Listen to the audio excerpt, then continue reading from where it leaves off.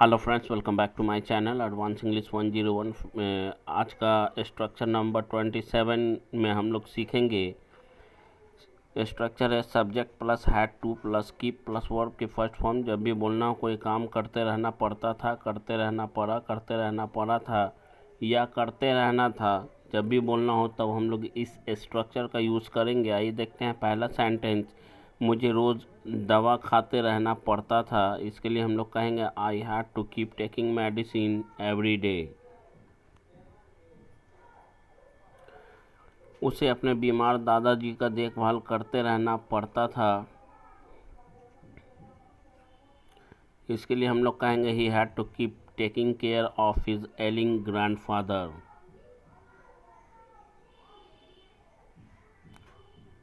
एलिंग grandfather का मतलब यहाँ पे होता है बीमार दादाजी। मुझे एक ही कपड़ा पहनते रहना पड़ता था क्योंकि मेरे पास एक ही शर्ट था। इसके लिए हम लोग कहेंगे I had to keep wearing the same cloth या one cloth because I did not have another shirt.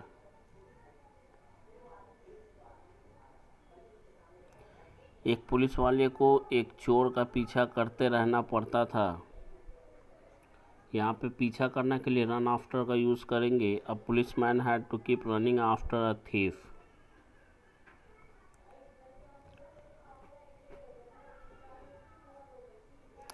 मुझे टीचर से माफ़ी मांगते रहना पड़ता था क्योंकि मैं कोचिंग देर से पहुंचता था।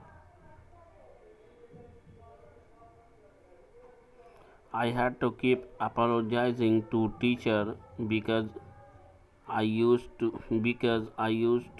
reach the coaching lately. क्या तुम्हें क्लास में अंग्रेजी बोलते रहना पड़ता था?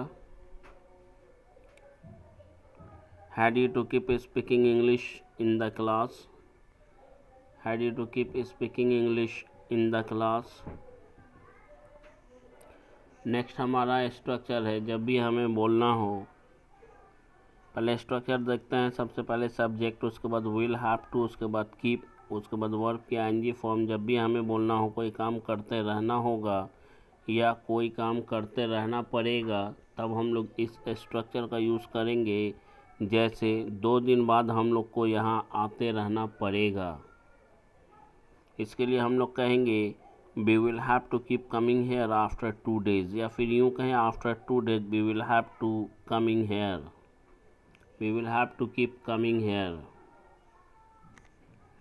अगले महीने से मुझे बढ़ा हुआ किराया देते रहना पड़ेगा।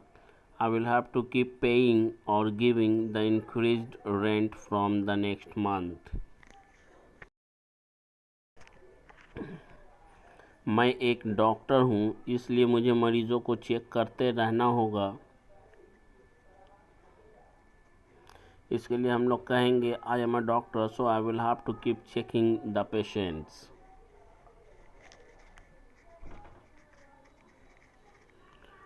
मैंने सेना ज्वाइन किया है इसलिए मुझे देश की सेवा करते रहना पड़ेगा।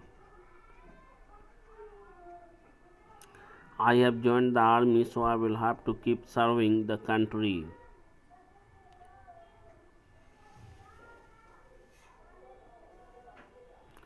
क्या मुझे सारे अंग्रेजी शब्दों को दोहराते रहना पड़ेगा?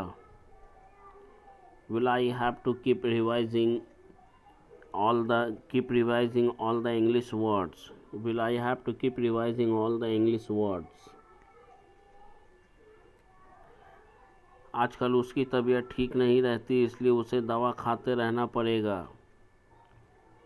इस सेंटेंस को बोलने के लिए हम लोग कहेंगे these days he is out of weather, that's why he will have to keep taking medicines on time.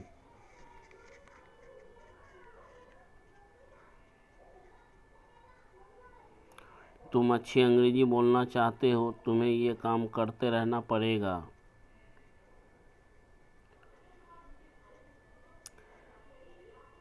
If you want to speak English well enough या good English, you will have to keep doing this work.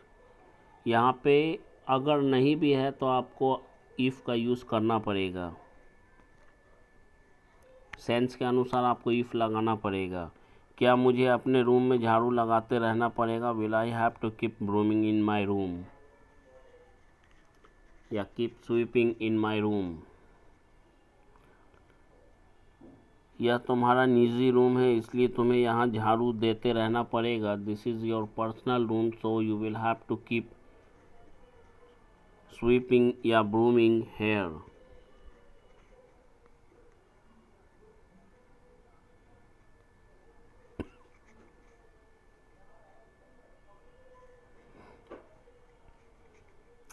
Next हमारा structure है subject plus need और needs, उसके बाद A N, उसके बाद आने वाला नाउन या प्लूरल होगा।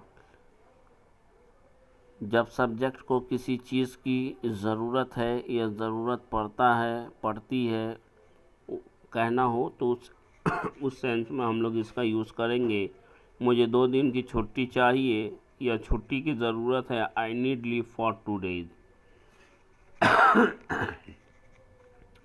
क्या तुम्हें भी 2 दिनों की छुट्टी चाहिए?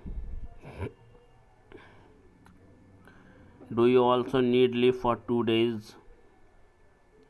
Do you also need leave for 2 days?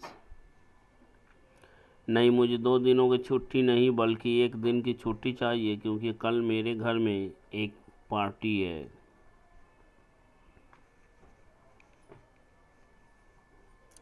No, I don't leave for 2 days, but I need a leave for 1 day because there is a party at home tomorrow.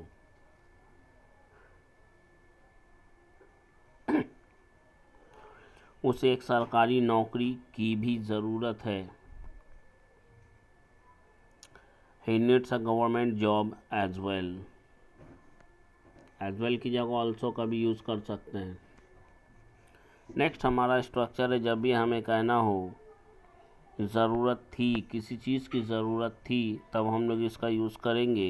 या ज़रूरत पड़ी, पड़ गई, पड़ती थी, तब हम लोग इसका यूज़ करेंगे। Subject plus needed plus A N, उसके बाद नाउन या प्लूरल होगा। तब मेरी नज़र एक सांप पर पड़ी, इसलिए मुझे उसको मारने के लिए एक लाठी चाहिए था। चाहिए था मतलब ज़रूरत पड़ी, एक लाठी की ज़रूरत पड़ी। आई सॉ ए स्नेक, या फिर यूँ कहें my sight caught a snake so I needed a stick to kill it. यहाँ पे सांप के लिए ईट का यूज़ इसलिए हुआ है क्योंकि मुझे पता नहीं है वो सांप मेल है या फीमेल है। क्या बचपन में तुम्हें किताब कॉपियों की ज़रूरत पड़ती थी? पास्ट की बात है, इसलिए नीडेड का यूज़ होगा। लेकिन यहाँ क्वेश्चन सेंटेंस है, इसलिए डिड से शुरू करेंगे। Did you need books and notebooks in the childhood? हाँ, बचपन में मुझे किताब कॉपी की ज़रूरत पड़ती थी क्योंकि मैं एक स्कूल में पढ़ता था। इस सेंटेंस को बोलने के लिए हम लोग कहेंगे yes I needed books and notebooks because I studied in the school. Because I studied in the school. अचानक मेरे पिताजी को कुछ पैसों की ज़रूरत पड़ी, ये पास्ट की बात है, इसलिए यहाँ पे नीडेड का यूज़ करेंगे। इसलिए वह एटीएम से पैसा निकालने बाज़ार गए हैं। All of a sudden my father needed some money so he went to the market to withdraw the money from the ATM.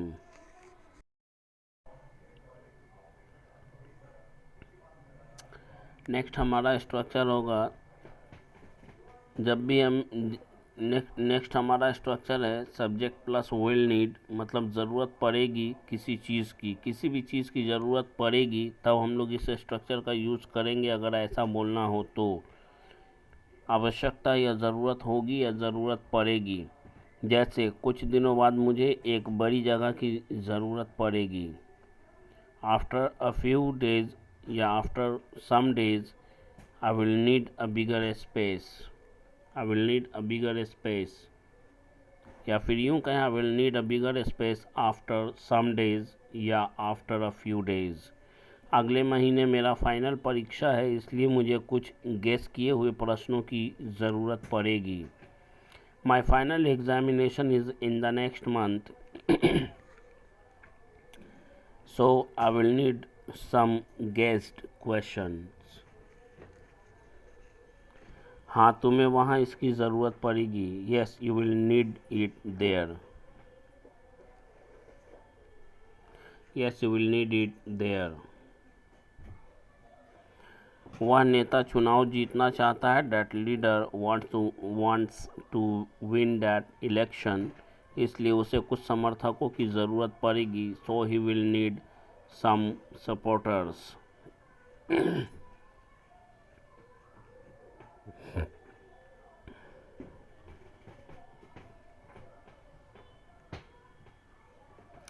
मैं अमेरिका जा रहा हूँ. I am going to America.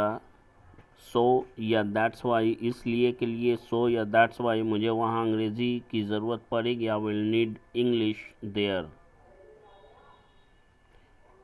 I am going to America, so I will need English there. हाँ, मुझे वहाँ इसकी ज़रूरत पड़ेगी. Yes, I will need it there.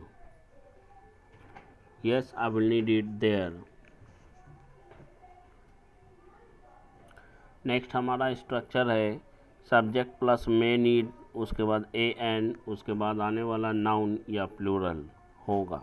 जब भी हमें बोलना हो ज़रूरत पड़ सकती है, तब हम लोग इसका यूज़ करेंगे. ज़रूरत पड़ सकती है के सेंस में इसका यूज़ करेंगे. आने वाले दिनों में हमें शांति की ज़रूरत पड़ सकती है. इसके लिए हम लोग कहेंगे we may need peace in coming days. We may need peace in the coming days. वह लड़की विधवा है. डेट गर्ल इज़ विडो, इसलिए उसे सरकारी मदद की ज़रूरत पड़ सकती है. So she may need government help. So she may need the help of government, ऐसा भी बोल सकते हैं. कल मेरे बेटे का जन्मदिन है.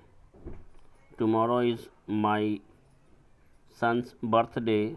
सो इसलिए मुझे एक बड़े केक की ज़रूरत पड़ सकती है. I may need a big cake. So I may need a big cake. Next 32 number का स्ट्रक्चर है हमारा. जब भी हमें बोलना हो किसी चीज़ की ज़रूरत पड़ सकती थी, तब हम लोग इस स्ट्रक्चर का यूज़ करेंगे. माइट नीड का सब्जेक्ट के बाद माइट नीड, उसके बाद उस चीज़ का जिक्र करेंगे जिसकी ज़रूरत पड़ सकती थी. एक दिन मुझे एक केक की ज़रूरत पड़ सकती थी क्योंकि मैं अपना जन्मदिन मना रहा था. One day I might need a big cake because I was celebrating my birthday.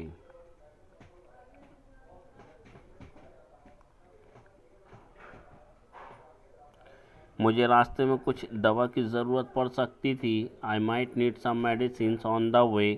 इसलिए के लिए सो या दैट्स वाई, मैंने इसे बैग में रख लिया था. बैग में रख लिया था या बैग में रख चुका था. ठीक है. इसके लिए हम लोग कहेंगे I might need some medicine on the way. That's why I had. यहाँ पे आई हैड के बाद हैव का थर्ड फॉर्म हमने यूज़ किया. आई हैड या केप्ट या put it in the bag.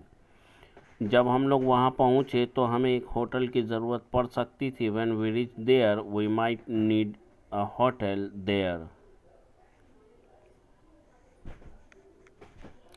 मुझे अंग्रेज़ी की ज़रूरत पड़ सकती थी. I might need English. इसलिए सो या दैट्स वाई मैंने कोचिंग ज्वाइन किया. I joined coaching. I joined a coaching.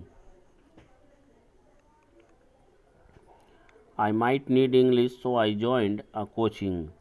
क्या इन मरीजों को बेहतर इलाज की ज़रूरत पड़ सकती थी. Might this patients need better treatment. Might this patients need a better treatment. Next हमारा स्ट्रक्चर है. जब भी हमें नेक्स्ट स्ट्रक्चर है सब्जेक्ट प्लस नीड और needs plus two plus verb की फर्स्ट फॉर्म. जब भी कहना हो कोई काम करने की ज़रूरत पड़ती है, ज़रूरत है या ज़रूरत पड़ती है या ज़रूरत पड़ जाती है, तब हम लोग इसका यूज़ करेंगे. हर रोज़ हम लोग को कॉलेज जाने की ज़रूरत पड़ती है, इसके लिए हम लोग कहेंगे we need to go to college every day. We need to go to college every day, या फिर यूँ कहें every day we need to go to college. मुझे एक पेज रोज़ लिखने की ज़रूरत पड़ती है। Every day I need to write 1 page.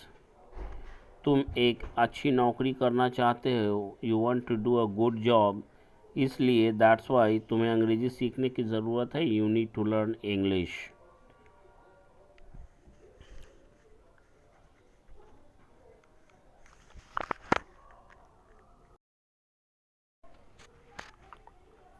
So guys, that's all for today's video. If you like this video, please press the like, share and subscribe button, and keep practicing and keep watching this video. And thanks for watching this video. See you tomorrow in the next video.